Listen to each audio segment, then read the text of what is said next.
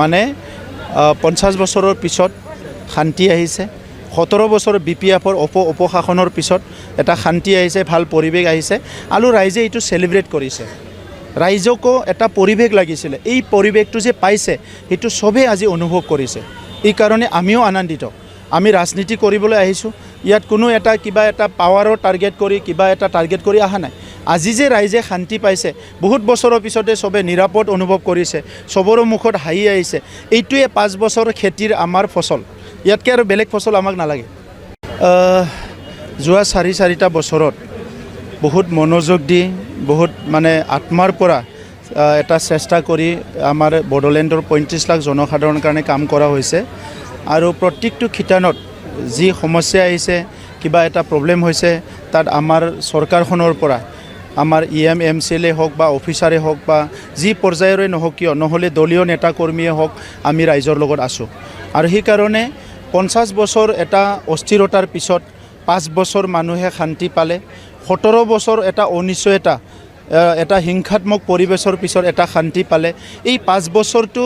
আমাৰ বড়োলেণ্ড অঞ্চলৰ ৰাইজে আজি সবে অনুভৱ কৰিছে সবে বুজি পাইছে যে যদি কোনোবা ইচ্ছা কৰে শান্তি প্ৰতিষ্ঠা কৰিব পাৰে যদি কোনোবাই ইচ্ছা কৰে এই অঞ্চলতো এটা সমন্বয় কৰিব পাৰে যদি কোনোবাই ইচ্ছা কৰে এটা ইনক্লুসিভ যেটো গ্ৰোথ বুলি কয় মানে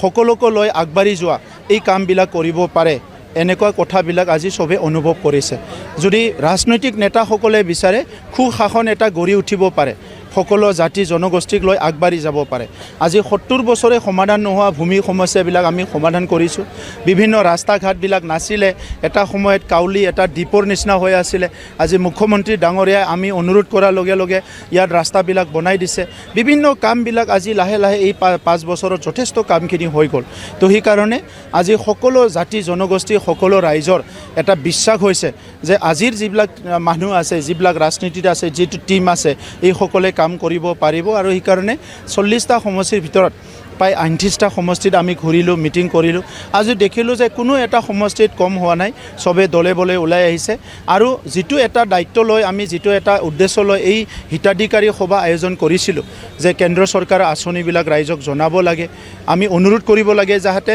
এই আঁচনিবিলাক যাতে ভালকে ৰূপায়ণ কৰে ৰাজ্য চৰকাৰৰ আঁচনিবিলাক আমি ৰাইজক ভালকে ক'ব লাগে অনুৰোধ কৰিব লাগে বা বুজাই দিব লাগে যে এইটো ভালকে যাতে ইমপ্লিমেন্ট কৰে